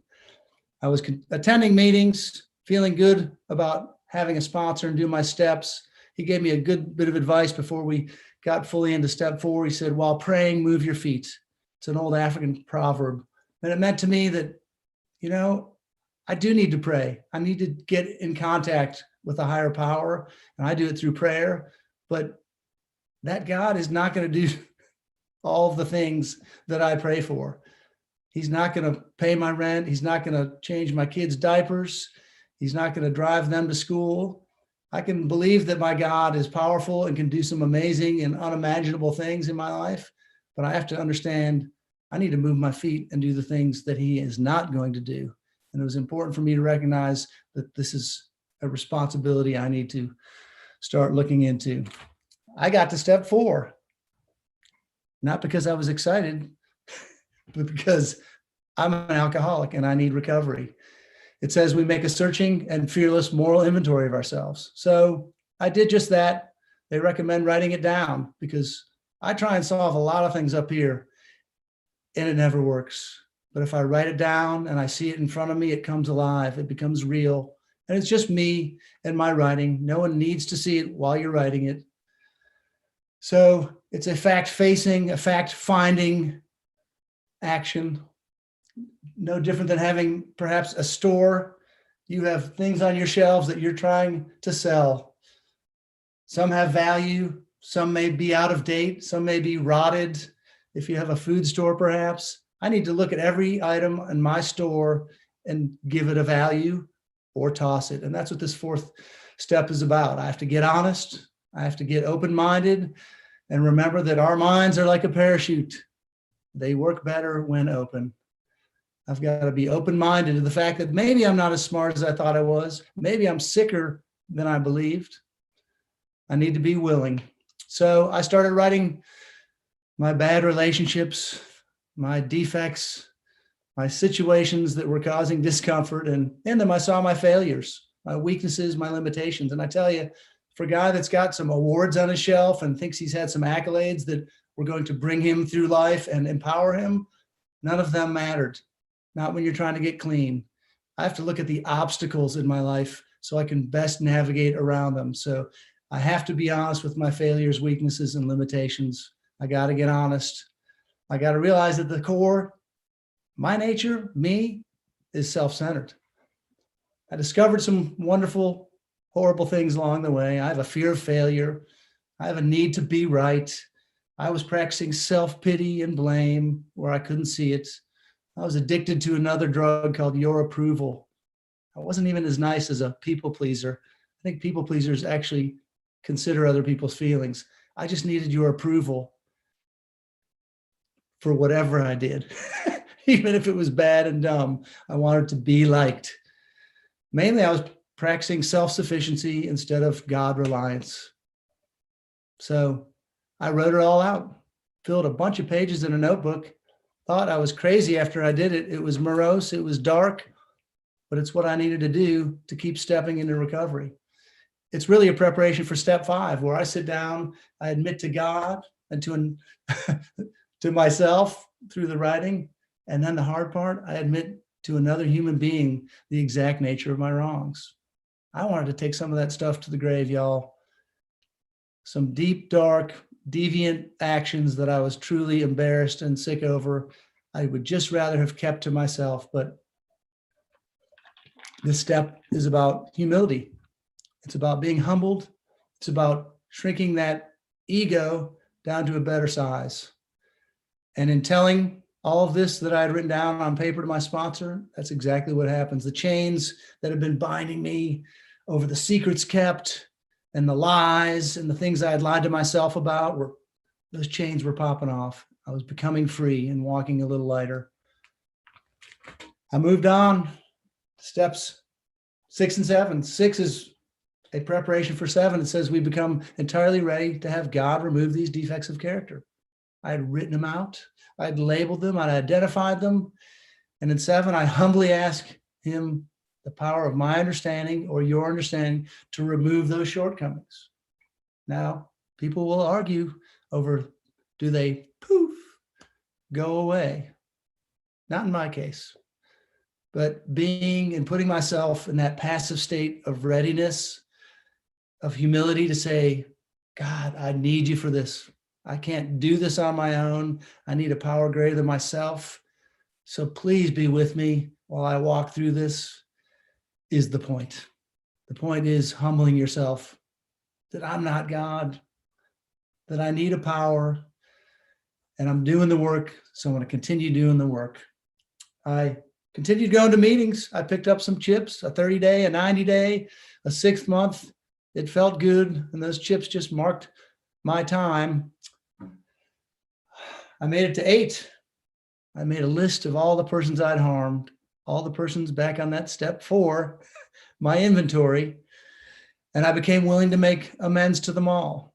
I made direct amends wherever possible to those people, except when to do so would injure them or others. Again, ego deflating, humbling, yes, it's all about humility. I was happy to hear that I didn't have to admit certain things to certain people if it would harm them. I felt this an important aspect of this step because it might have been my nature to write down all that I'd done wrong and then run to that person and say, here's all the stuff that I did wrong and here's all the ways that I hurt you. But that is not an amend.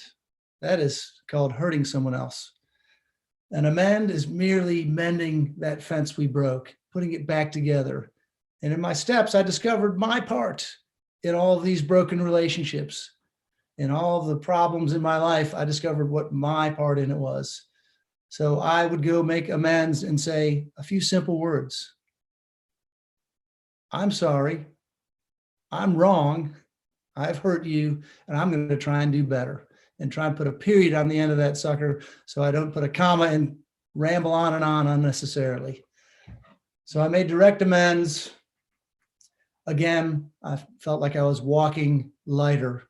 The secrets, the feeling that I had to look over my shoulder all the time was becoming extinct. I was losing that obsession to think about drugs and alcohol. So I was busy getting fixed, understanding who I am and who a great God can be in your life, and the relationship, the proper relationship. I made some amends to my bandmates.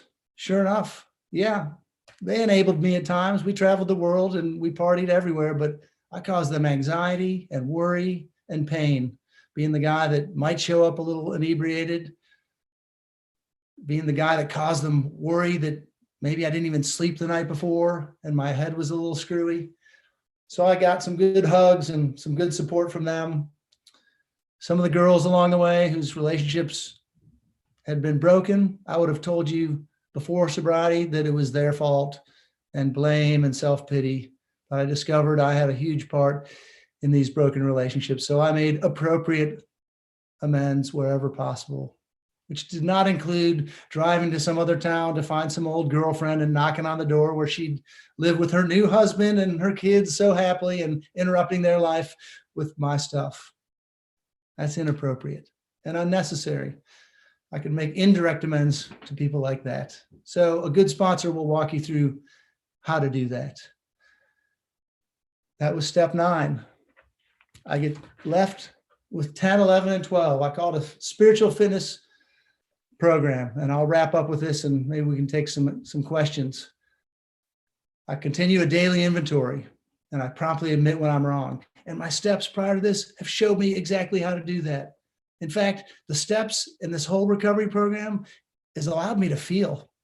I feel a lot more deeply than I ever did. So when I say the wrong words, when I hurt a family member with my words, it hurts more. But I know now how to make proper and quick amends and admit where I've been wrong. I do that on a daily basis. I also, through step 11, seek through prayer and meditation to improve my conscious contact with the God of my understanding. I pray for his will, not mine, to be done. I pray that I will follow and do what love requires of me, because that's the point of it. I ask myself, what does love require of me in any situation? And I get the answer. Step 12 is why I sit here in front of you all today. I've had a spiritual awakening. I had it this morning. When I woke up, I remembered I'm an alcoholic who chooses recovery. If I put that in my body, bad things will happen. I will give things away in my life that I previously have seen as valuable. So I have a spiritual awakening as a result of doing these steps.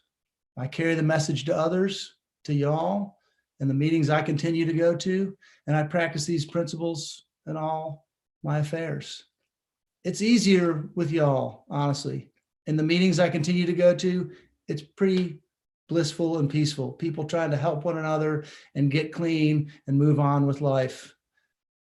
It's harder out there. That's why they say practice these principles: love, tolerance, kindness, honesty in all our affairs. Because out there in the real world, it's not always so pretty.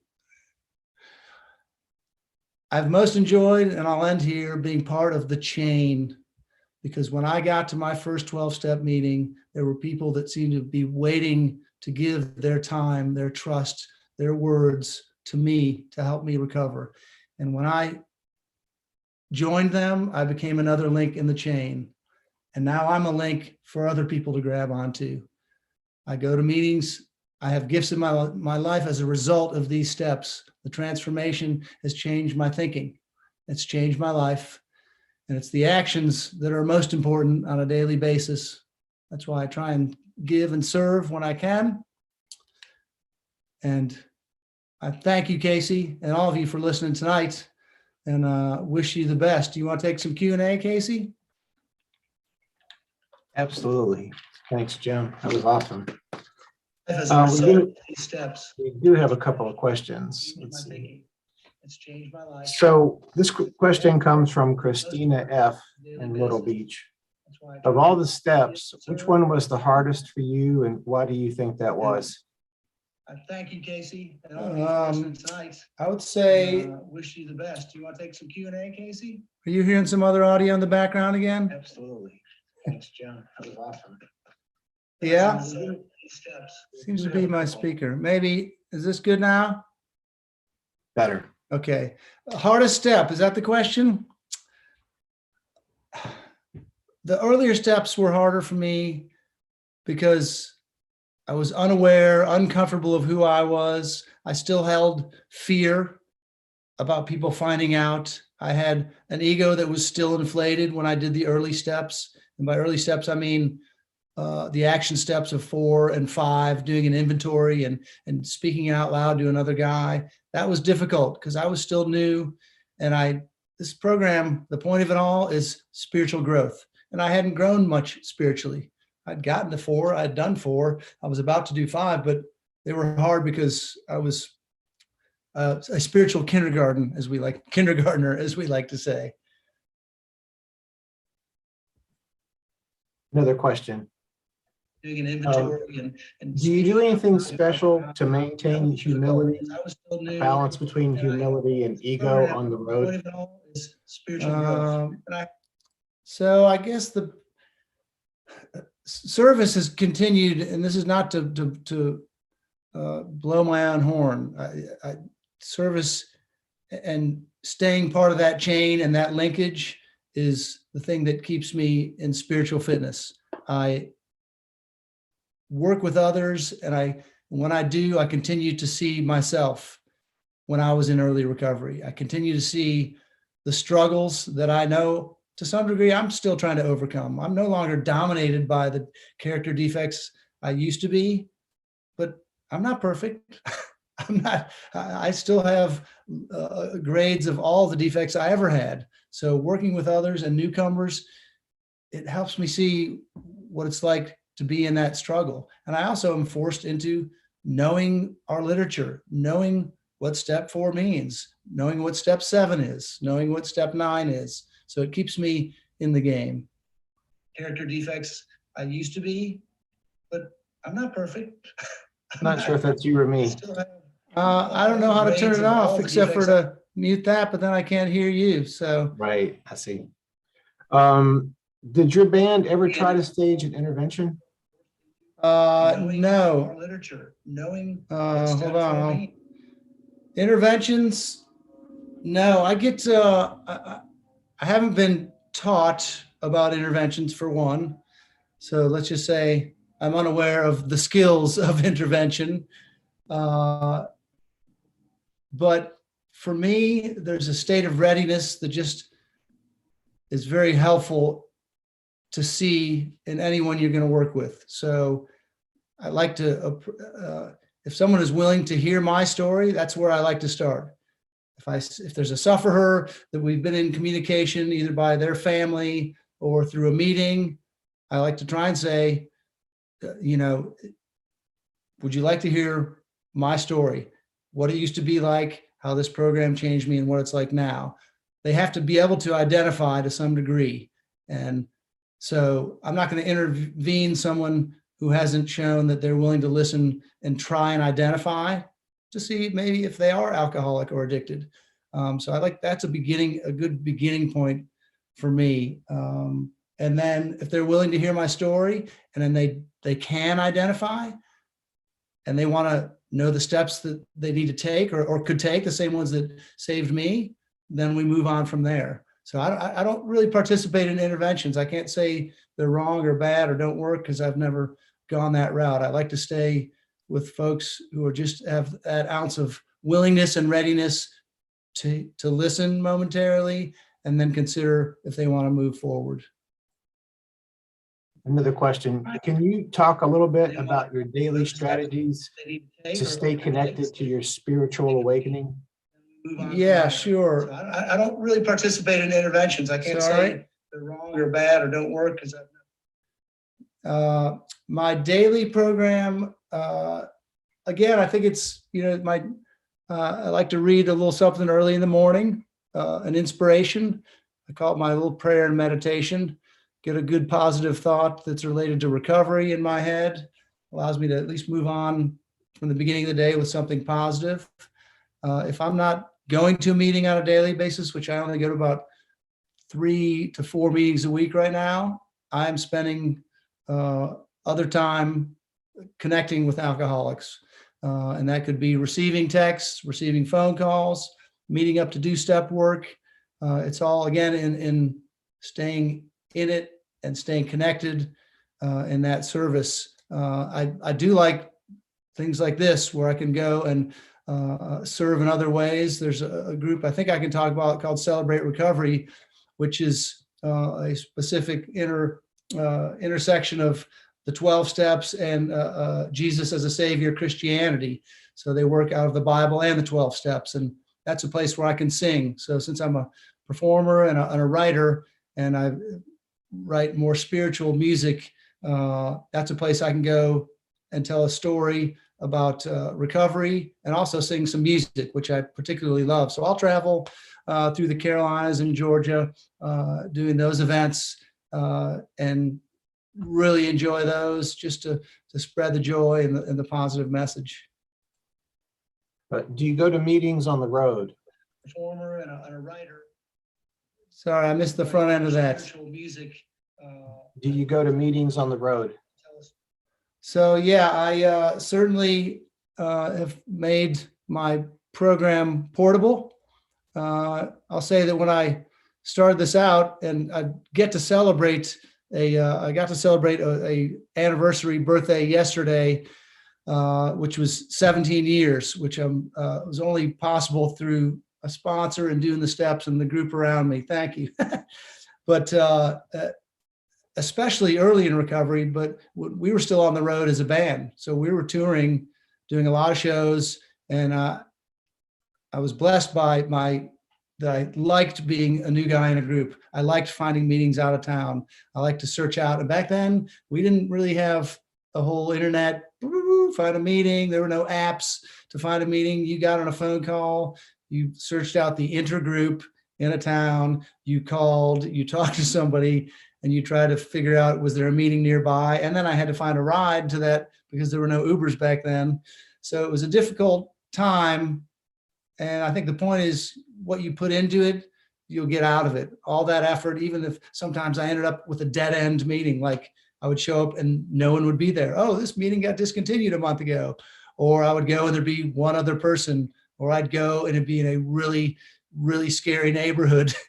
They all helped me because the effort I put in and the willingness works. When I'm willing, it all works. What is what you put in? You have two more questions. Tell us about your I'm not sure if this is your second wife, but if it is, can you tell us about the first wife and your second wife? And then more importantly, for me, how does your second wife feel about you going to meetings all the time? So yes, I was married for 10 years the first time. And the interesting thing is, and this, I see it different with a lot of people in divorce. I got sober. Basically, my last white ship was the beginning of 2005. And we ended up divorced by the beginning of 2008.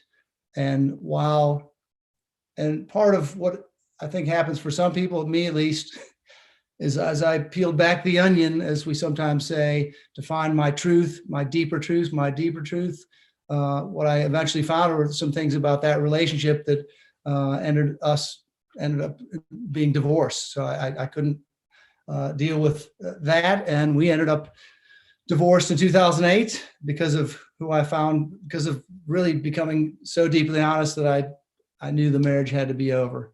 And so I got remarried, and I had 2 kids from my previous marriage. And when I married my wife, Laura, she had 3. And so we ended up at neither of us had been step parents. That's difficult. But she also doesn't drink. And that's a very helpful thing in our home. And it's been interesting to see as I continue to go to meetings and enjoy events like this, to see how we teach our kids. That's the interesting manifestation. More than husband and wife, it's how we teach our kids or show our kids about what role will that play in their lives, because they're now 17, 18, 21, 22, and 23. And so we've gone through those difficult teen years. And it's been refreshing to be able to be honest. And that's what this program gave me, the courage to be honest. And yeah, I'm sure some of our stories scare the hell out of those kids. And maybe that stopped them from picking up a drink. But others I think have been helpful because we're honest about it and we can be open like that. Last question, Jim. What would you say to your 18-year-old self? My 18, I'm not even, I think I'd shove my 18-year-old self down firmly in a chair, put some cotton in his ears and say, you're going to listen. Because I always felt like I had the answer. So often my mouth would interrupt someone trying to teach me something valuable. So I think I would first shove me down in a chair, gently put some stuff in my ears and say, just listen, take a breath. You don't know all that you think you know, Jimmy. You're not as wise as you think you are. And that's probably the hardest thing to tell any 18-year-old, to get them to understand, because any of us that have been parents have seen that kids get really smart by the time they're 17. They really know a lot in their own minds, just as I did. So it's hard to get them to understand you're just beginning. You take time to listen and let people teach you. So I think maybe that's what I'd tell myself. Hush up. Awesome. That's all the time we have tonight. I want to thank both of our speakers, Lyle Prouse, Jim Sonefeld. I want to thank everyone who helped put this together. And I hope if you're listening, you'll come back next Thursday for podcast and comedian Amy Dresner and former Dallas Cowboys linebacker Thomas Hollywood Henderson. Come back next week. Thanks, everyone.